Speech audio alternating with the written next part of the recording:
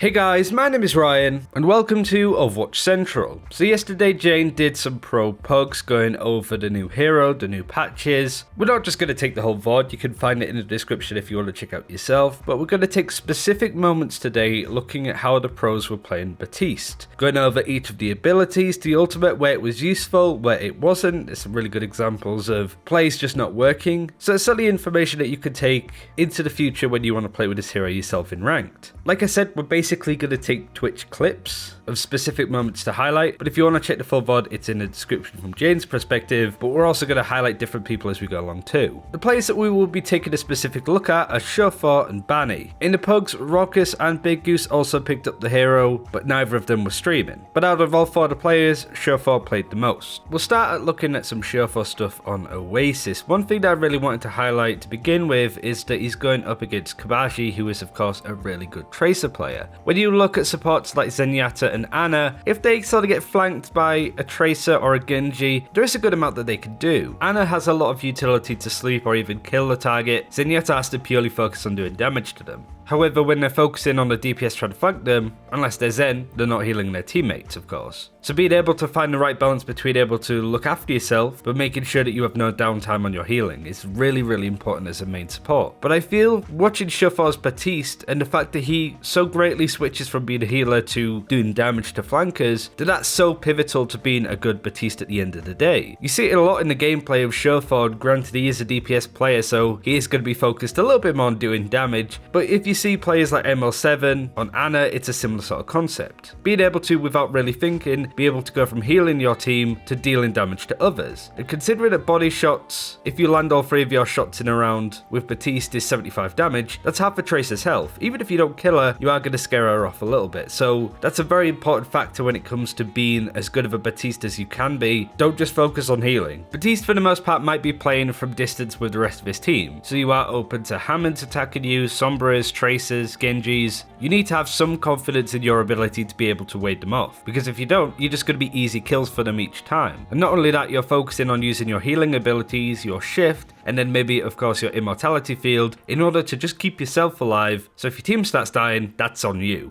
There are times where Shofar just feeds in this game, which is fine. It is pugs at the end of the day, it's not too serious, but realistically, you need to practice with your aim. Go to deathmatch, get used to the weapon, how much damage you do, fighting against flankers. But now that we've gone over the main weapon and really healing is straightforward. We don't really need to go over that at all. I do want to highlight the abilities. One thing that I wanted to almost double check from watching the pros is how much of a cardinal sin it is to use both your abilities within a couple of seconds of one another. Using the immortality field and then just the AoE heal to bump yourself up. Both these abilities have a 15+ second cooldown, meaning that between them, Baptiste has the longest cooldowns in the game. Of course you have stuff like Mercy's Res, but her other ability, Guardian Angel, has like a 2-second cooldown. So using your abilities at the right time is incredibly important for Baptiste, because if you use them in the wrong situation, you will have a lot of downtime. Not to mention that the immortality field, of course, is incredibly strong, as you'll see from the Shofar clip, as he survives 2 ultimate in one go. But from watching Shofar and Banny, it really doesn't seem like using both of these abilities in one go is much of a problem. It's more kind of how you react afterwards. But use of space is also incredibly important. Highlighting this Banny clip, they're pushing through on Paris, which might I add, this first choke is horrible to play into when they're running stuff like a Risa, Torbjorn Bastion or whatever. Banny places down the immortality field as they go in, they're going on the right hand side, and instead of following his teammates, he perches himself on a little bit of high ground in order to spot where people are. You saw this a lot with Shofar's positioning too, being right at the back of the garden stage of Oasis. You will see some Batistes running goats and just standing with them right clicking the ground all the time, but I really do feel that this is where Baptiste plays really well. Kind of in a position where Ana and Zen may stand, but Baptiste can look after himself a lot more, both with the damage that he can put out, how fluently he can go into healing, but also the 2 abilities that he has present to him. But the Immortality field and the Amplification Matrix Ultimate do have a lot in common, that you need to use them at the right time, but also most importantly, put it in the right spot. This is Shofar failing putting the Immortality field on the high ground, it bounces off and hits the ground, meaning that the Hammond going in onto the high ground does die. This could have been a really good play if it works, but it's one of those situations where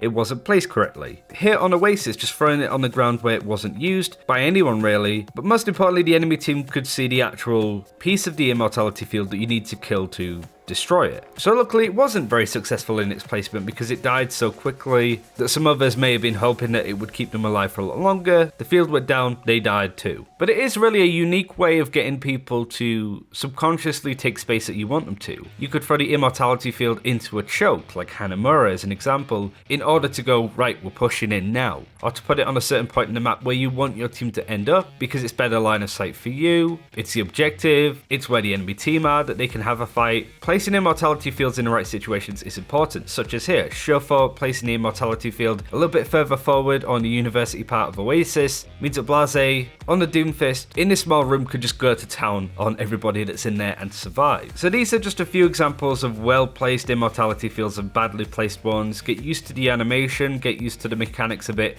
hitting walls and bouncing off. Having the mechanics to place it in the right spot is equally important, if not more important, than the timing of when you put it down. Kind of like Anna's grenade, almost think of it like that. But the ultimate can also be squandered. Probably more so than any other ultimate, maybe Supercharger too. But the Amp Matrix ultimate, you have a lot more freedom on where you can place it. More so than Supercharger, right? Where you just want to hide it behind cover that's nearby. But there were a lot of bad ultimates just trying to work out what your team was trying to do. But the key thing that I saw from this ultimate is just placement and how your team is going to interact with it. If you're running a bunker comp on the high ground, or like on the high ground here from Oasis for Shuffle, granted it didn't go very well, but you understand the premise. Let's go into King's Road to show you a bad example of the ultimate being used. This is Shuffle placing it down, and as he places it down, he wants his team to move forward. No doubt because he can heal them more, but he's running it in this weird guts alongside Boombox on the Zenyatta, so I guess the intention there was that Baptiste and Zenyatta would sit back, using the field to put out damage and heal targets, whilst everybody else runs and engages. But two major things happened with this ultimate that meant that it was completely useless. First is that the defending team, Shuffle's team, didn't want to engage on the target. They wanted to stand, and you could sort of tell that they wanted to get as much out of the amplification matrix as they could. Fire strikes, rockets from the Diva, right clicks from the Zarya. They wanted to increase their damage. But it also meant that if they were going to engage on the enemy team, they're leaving the amplification matrix behind them. You know what I mean? If Shuffle had placed it further forward, such as on the other corner, then I could definitely see this working a lot more. But another major thing is that the attacking team just disengage. They just wait around the corner for it to sort of finish. That's it. So this ultimate didn't benefit the fight at all. It kind of scared away the attacking team that the defending team could take control. I get that potentially, but it was a bit of a squandered ultimate. Comparing it to Banny's on Paris, which was so much stronger. So Paris' second point is very closed in. It will of course require the defending team to stand on it to contest it. And considering that they're running Genji, Tracer, Doomfist, and a Torb,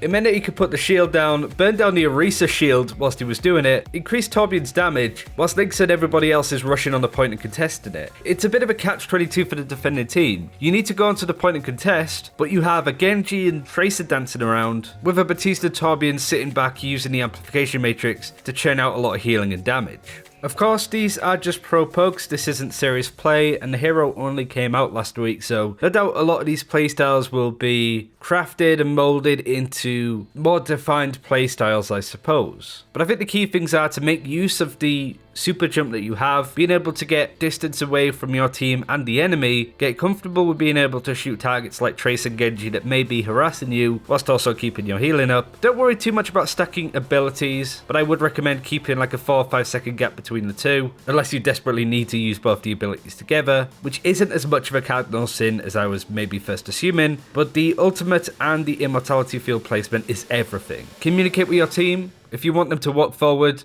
tell them to go forward, have the immortality field or the amplification matrix be a carrot on the stick for them to wander into places where you want them to go. You could dictate and motivate your team to go in areas where maybe they weren't considering walking through that choke at this point. So communication and getting people to use your abilities at the right time, you will become a very good Baptiste. But this is just a drop in the ocean for everything that we could go over with this new hero. I'm very excited to dive deeper, but also looking at the different compositions and metas that we saw today too. I hope you enjoyed this video. Do let us know any other Baptiste tips that you have in the comments below. Thanks for watching, take care, and I'll see you next time.